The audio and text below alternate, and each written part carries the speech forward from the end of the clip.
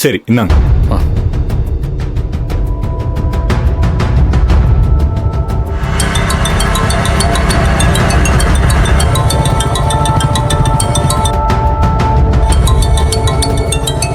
போன்ல யாரு?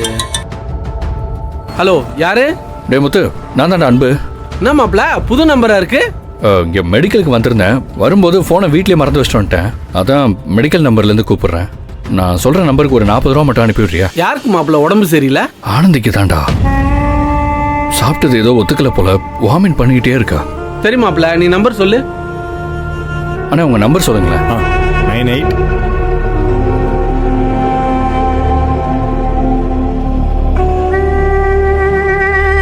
மாப்ள சென்ட் பண்ணிட்டேன்டா. தேங்க்ஸ் ராமச்சான். ஓகேடா. அண்ணே, நான் அப்புறம் அமிச்சிட்டாங்க, செக் பண்ணிக்கோங்க. ஓகே சார், வந்துருச்சு. தேங்க்யூ. தேங்க்ஸ்ண்ணே.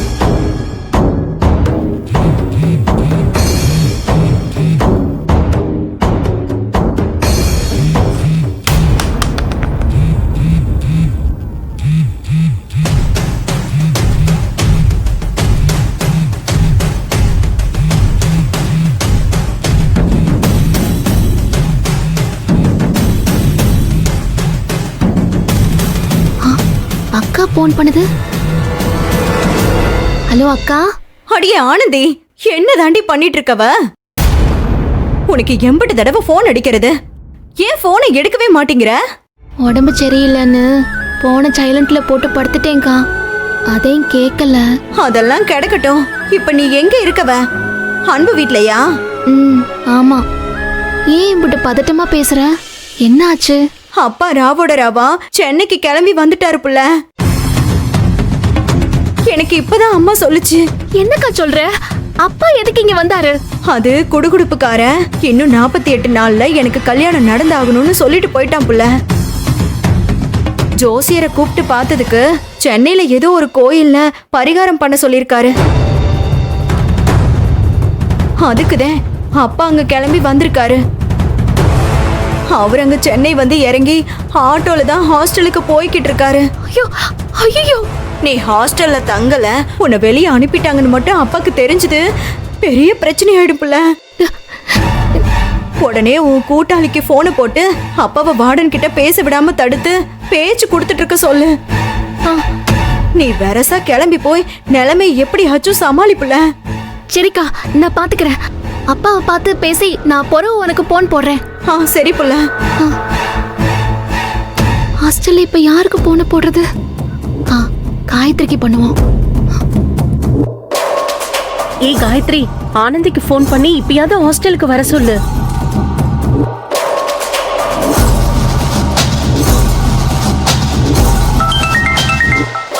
ஏய், ஆனந்தி தானே கால் பண்றா. சீக்கிரம் அட்டெண்ட் பண்ணி வர சொல்லு.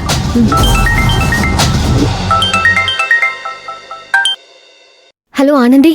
காயத்ரி, அப்பா அங்க ஹாஸ்டலுக்கு வந்தாரா? ஆமா ஆனந்தி, வந்ததும் உன்னதான் பார்க்கணும்னு சொல்லி கேட்டாரு. நாங்க இன்னைக்கு ஒரு வேலை இருக்கு, கம்பெனிக்கு போயிருக்கான்னு அப்படி இப்படின்னு சொல்லி சமாளிச்சிட்டோம். செக்யூரிட்டி அண்ணா ரூமுக்கு போய் குளிக்க போயிருக்காரு. அப்பாடா, நல்ல வேலை பண்ணியடி. இன்னும் கொஞ்ச நேரம் அவரை எப்படியாவது வார்டன் கிட்ட பேச விடாம தடுத்து வைங்கடி. நான் இதோ கிளம்பிட்டேன், அங்கதான் வந்துட்டு இருக்கேன். எவ்வளவு சீக்கிரம் முடியுமோ அவ்வளவு சீக்கிரம் வா ஆனந்தி. இதோ வந்துடுறேன்டி. என்னடி, என்ன சொல்றா? ஆனந்தி வந்துட்டு இருக்கா. ஐயோ, இந்த நேரம் பார்த்து அன்பு வேற மாத்திரை வாங்க போயிருக்கிறாரே. ஹாஸ்டலுக்கு போயிடலாம். அன்பு, அன்பு,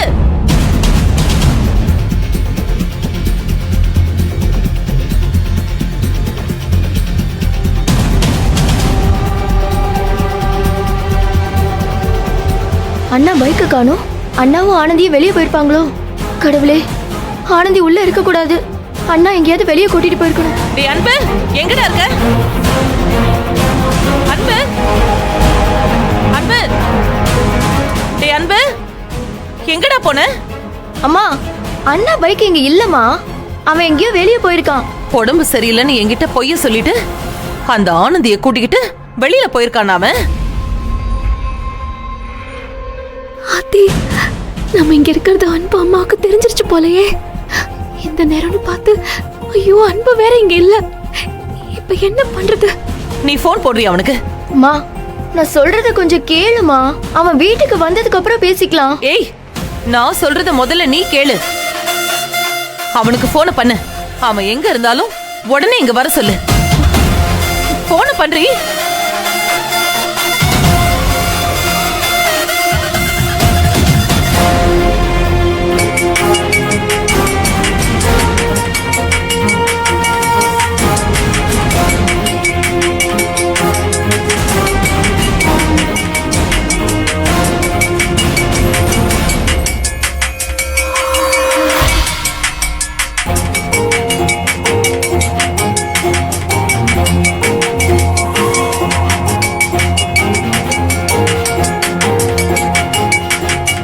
அம்மா போன் இங்கதாம்மா இருக்கு. அப்போ இத்தனை நாளா நீங்க 3 பேரும் சேர்ந்து என்ன முட்டாளாக்கி இருக்கீங்கல்ல? இன்னைக்கு இருக்கு உங்களுக்கு.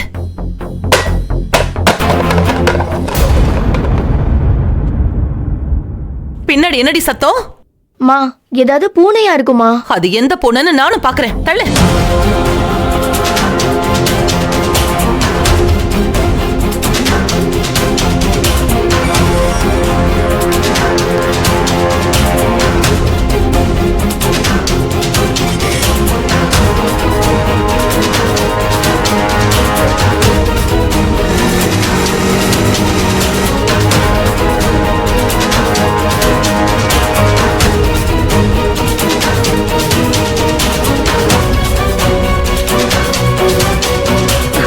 ஆனந்தி, அம்மாக்கு எல்லா உண்மையும் தெரிஞ்சு போச்சு.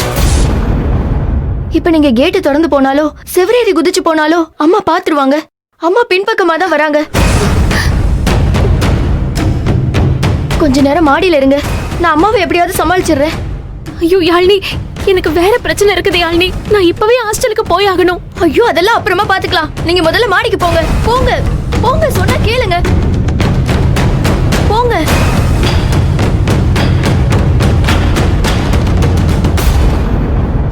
ஏய்,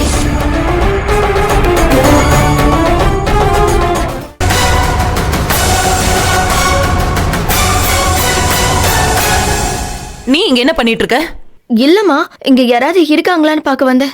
ஏய், அண்ணனும் தங்கச்சியும் சேர்ந்துக்கிட்டு கொஞ்ச நாளா ரகசியமா அவ ரூமுக்குள்ள சும்மா சும்மா போய் நீங்க பேசிக்கும் போது எனக்கு சந்தேகம் வந்துச்சு. அவ ரூம திரும்ப சல்லட போட்டு தேடினா எல்லா உண்மையும் தெரிஞ்சிரும். இருக்கு அவனுக்கு. ஐயோ, ஆனந்தியோட துணி எல்லாம் அண்ணா ரூம்ல இருக்கே. அம்மா பார்த்துட்டா அவ்வளவுதான், கன்ஃபார்மே பண்ணிடுவாங்க. ஏதாவது பண்ணி தடுக்கணுமே.